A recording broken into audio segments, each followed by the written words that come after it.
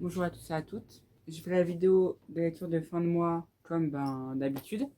Et là de nouveau, je vais avoir beaucoup de livres à parler parce que j'ai lu 14 livres durant ce mois d'avril. Et du coup là, il y a 9 livres à parler. Alors à nouveau, j'en ai beaucoup qui sont empruntés.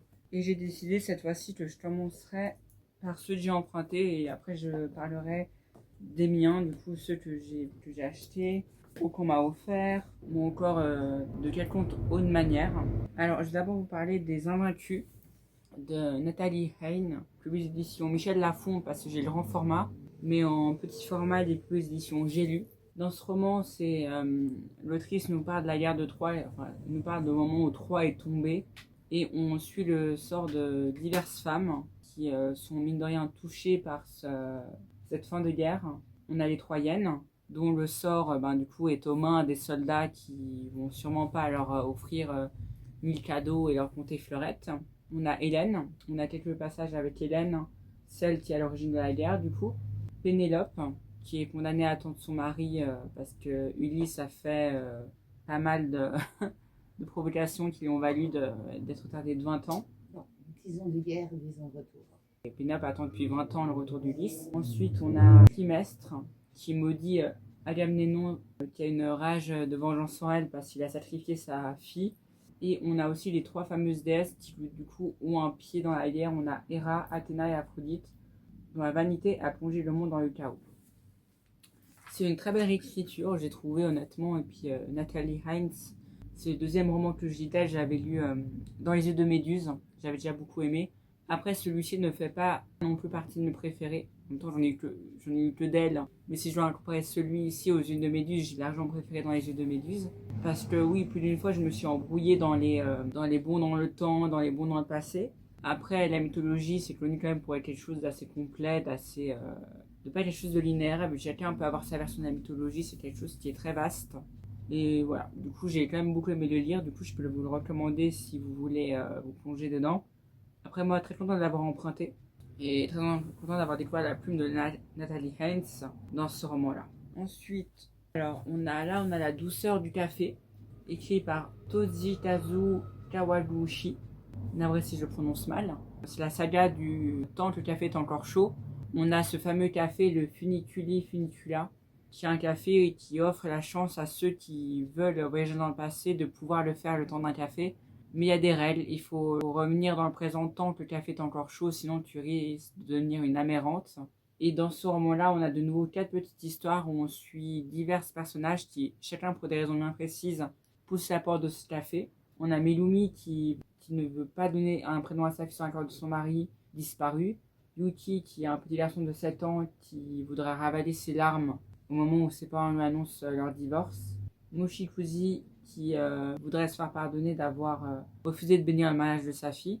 Et on a Sumudi à qui, du coup, elle osera offrir les chocolats qu'elle veut offrir à son ami Ayame le jour de la Saint-Valentin. Et du coup, on a ces 4 histoires qui sont toutes différentes, mais qui ont chacun un fond, je pense, d'importance et un fond de nouveau. C'est vraiment des romans feel good parce que ça te fait comprendre un peu l'importance du temps. C'est assez agréable à lire parce que c'est pas prise de tête, c'est très lent. Tu n'as pas mis d'informations à la seconde. Mais voilà, du coup, très content de l'avoir emprunté, d'avoir lu ce 5e volet, je crois, ou 6e volet, je sais plus. Et voilà, du coup, si vous aimez un peu les romans feel good de la littérature japonaise, foncez parce que c'est vraiment de très bons romans. Ensuite, on a un roman qui est un peu plus dur, un essai qui est un peu plus dur à lire, c'est Classé sans suite, écrit par Violaine de Philippe Abad, publié au Petit Biblio Payot Société. Et dans ce roman-là, c'est l'autrice qui est aussi une avocate qui explique justement, elle met en lumière le système judiciaire et sexiste et ce qui ne va pas dans la société. Ce pourquoi beaucoup de femmes, quand elles portent plainte, que ce soit pour des agressions physiques ou agressions autres, elles ont du mal à obtenir justice parce qu'on est dans un système quand même qui n'est pas favorable à leur plainte. C'est un très bel essai, vraiment. Moi, quand je l'ai lu plus d'une fois, j'ai eu de la colère, j'ai été révoltée par juste la vérité de ce roman, en fait. Enfin, de cet essai, c'est vraiment la vérité, c'est que je me suis vraiment pris en pleine face un peu tout ce qu'on peut déjà savoir en tant qu'individu. Mais le lire, c'est toujours un peu plus... C'est jamais pareil de le lire, surtout du point de vue d'une avocate qui défend souvent ces femmes-là. Du coup, un très bel essai, je vous recommande, mais dur à lire parce qu'évidemment, c'est la réalité, c'est vraiment pas un roman qui te fait voyager, c'est plutôt un roman qui te fait prendre conscience de la cruauté dans la société, de ce qui ne va pas dans la société, enfin à quel point on peut justement sexualiser les jeunes filles ou juste avoir ce côté où on a quand même cette culture patriarcale qui domine en tout cas, enfin très beau roman que je vous recommande, mais voilà, il faut savoir qu'il n'est pas facile à lire. Ensuite, on a un autre roman qui n'est pas facile à lire, La Muette. Pardon. La Muette de Shador Javan, position Flammarion. Cette autrice, j'ai déjà lu d'elle Les plus de volets n'iront jamais au paradis et Ces êtres sans pénis. Et c'est une autrice, je trouve qu'elle a une plume très forte parce qu'elle arrive à te représenter, elle arrive vraiment à t'amener dans ces histoires-là justement qui sont... C'est pas un roman fictif. Enfin, si, ça reste quand même fictif. Mais c'est quelque chose où tu as l'impression que tu sais que c'est la vérité. C'est une nouvelle, parce que c'est vraiment une nouvelle, il n'y a pas beaucoup de pages. Je vous ai même pas résumé, mais c'est un roman en fait où tu suis une jeune femme qui a 15 ans, pas de t'aimer, qui va être bientôt pendue pour des raisons qu'on va apprendre plus tard dans le roman. Et cette adolescente, elle avait une relation très fusionnelle avec sa tante, qui était dit muette parce qu'elle ne parlait pas. De nouveau, juste à cause d'une société qui est basée trop sur ce côté où les hommes dominent et les femmes n'ont pas le choix, en fait, c'est un roman vraiment aussi qui évoque tout ce qui est, je ne vais pas préciser, mais ça se passe, c'est la littérature iranienne. Elle écrit souvent sur des femmes justement qui sont en Iran ou ces pays-là où on sait que le droit des femmes a encore beaucoup de freins là-bas. Du coup, très bonne nouvelle que je peux que vous recommander, mais à lire avec un certain recul, je pense, parce que c'est quand même des romans qui sont, que ce soit ces autres romans ou celui-ci, hein, mais qui sont frappants, qui vraiment sont immersifs. C'est vraiment, ça te rend, d'une certaine manière, ça te fait rentrer dans l'histoire. Et moi-même n'étant pas touchée par ces thématiques-là, j'étais touchée. J'étais vraiment en mode, mais c'est pas possible que ça arrive. Ensuite, on a un roman, et c'est la première fois que je lis ce genre de roman, c'est Dans le noir, je peux être à toi. C'est écrit par Salah Simouka, qui est un roman qui se lit dans les deux sens. C'est-à-dire que tu as une partie où c'est le point de vue d'un des personnages. Je ne sais pas si je peux vous montrer. Du coup, là, c'est à l'endroit. Et là, si tu arrives là et que tu te retournes pas le livre, c'est à l'envers. C'est une romance queer entre deux jeunes femmes qui, le temps d'un été, vont se rapprocher, vont se découvrir, vont apprendre à aimer, tout simplement à s'aimer. Et c'est vrai que moi, je sais que c'est un roman où j'ai pas vraiment été directement dedans. J'ai beaucoup aimé la plume, j'ai beaucoup aimé la manière dont c'est écrit, une manière très aérée, mais il y a des passages qui m'ont pas non plus autant frappé que j'imaginais. Après, c'est un très beau roman si vous voulez lire des romances queer, mais j'avoue qu'il y a des passages qui m'ont paru trop sortis de nulle part en fait. Après, c'est moi, hein, c'est mon avis, hein, c'est moi qui vois ça comme ça. Après, peut-être aussi parce que ça a été mon dernier livre lu ce mois-ci que j'ai lu d'une traite. Peut-être que si j'avais lu plus posé, j'aurais plus pu savourer justement ces deux jeunes femmes qui ont chacun leur problème de leur côté, qui pourtant arrivent à se trouver, mais en même temps on a ce côté d'étiquette aussi qui est planté dans ce livre. Est-ce que tu peux aimer une femme sans pour autant te définir lesbienne? Enfin, il y a vraiment des très bonnes thématiques dans ce roman, mais moi c'est... Je sais qu'il a plu à de nombreuses personnes, mais c'est pas une de mes romances préférées, on va dire, sur ces thématiques-là. Du coup, ça c'est pour les livres que j'ai empruntés. Maintenant, on va passer aux livres que j'ai achetés ou qu'on m'a offert. On commence par, alors toi aussi, de Futi Nishindla, position 10-18. C'est un roman que j'ai acheté dans une librairie d'occasion en France. Et dans ce roman-là, tu suis Hans van Rooyen, qui est hanté par ce qu'il a pu commettre durant les crimes qu'il a commis sous le gouvernement de l'apartheid, du temps des guerres frontalières. Enfin, à 80 ans, il est dans une maison de repos. Il fait la rencontre de Zoé Zondi, qui est la fille d'un militant du combat pour la liberté. Et du coup, en la rencontrant, mine de rien, ces terrains nocturnes vont le reprendre. Et il va briser sa promesse qui s'était faite de ne jamais raconter son histoire à qui que ce soit. Et avec cette infirmière, justement, il développe un certain lien de confiance. Et dans ce roman, tu aussi entre le point de vue de Zoé et le point de vue de du coup, cet homme-là qui est hanté par son passé.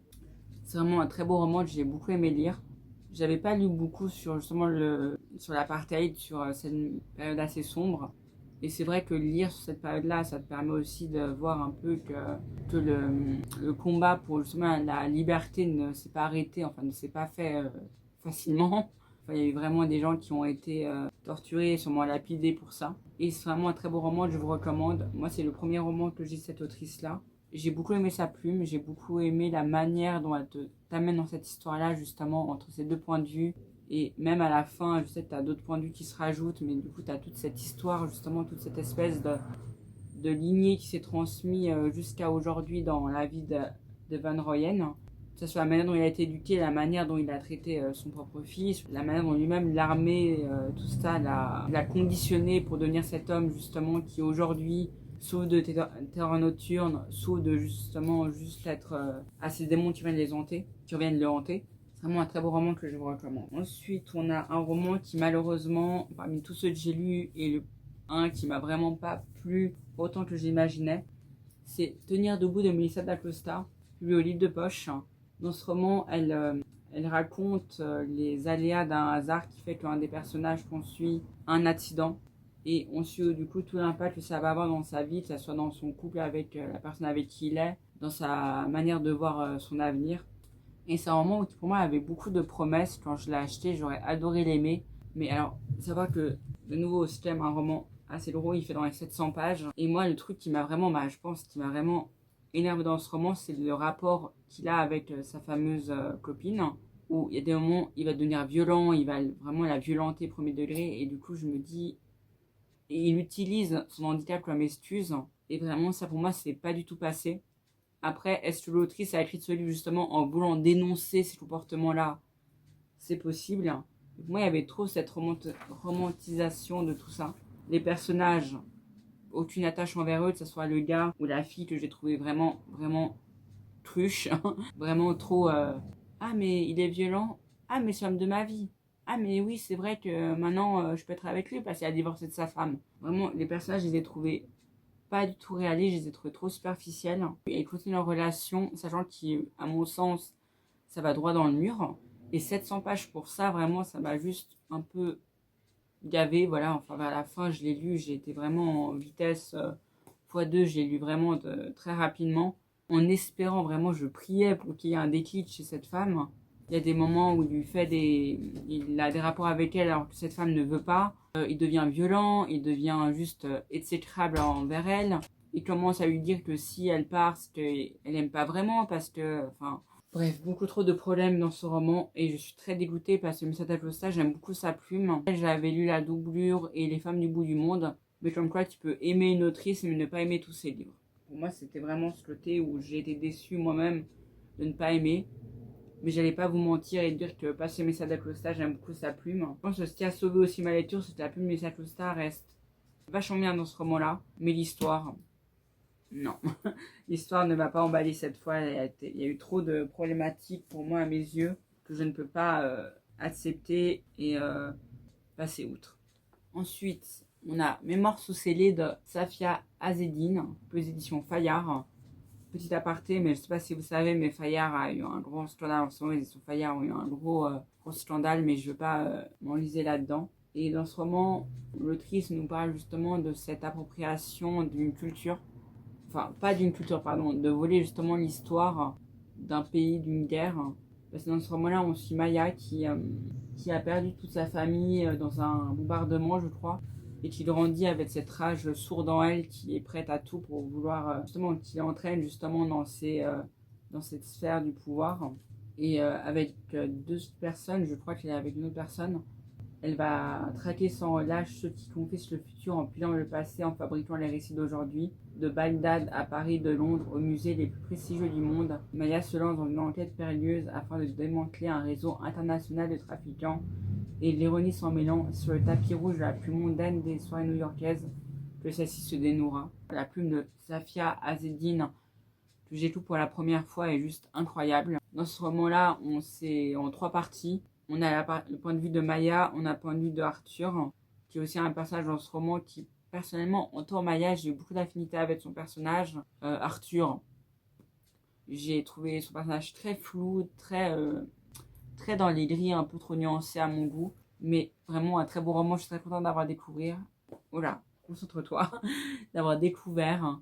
Et je remercie la personne qui me l'a offert parce que c'est vraiment une très belle, très belle découverte que je peux tout vous recommander.